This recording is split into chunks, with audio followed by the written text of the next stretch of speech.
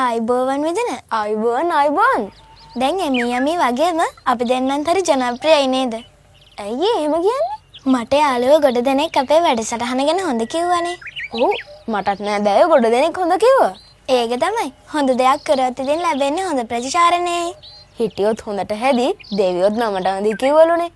කවුද අනේ එහෙම දෙයක් කිව්වේ? කවුරුත් කිව්වේ නෑ අනේ. ඒක සින්දුවක කොටස. මේ සින්දු කී ඉන්න නැතුව අපි වැඩසටහන කරමුද?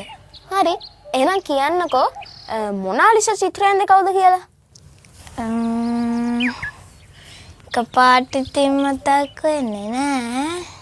ඒක ඇන්ඩේ ලියනාඩෝ ඩාවින්චි කියන ශ්‍රේෂ්ඨ චිත්‍ර ශිල්පියා.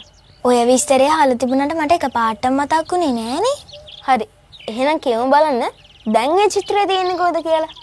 මොකද අනේ මේ ඉවරයන් නඩෝ ප්‍රශ්න අහන්නේ. ඒකටත් ඉතින් උත්තරේ දන්නේ නෑ වගේ. හරි ඒකත් ඉතින් මතක් වෙන්නේ නෑනේ.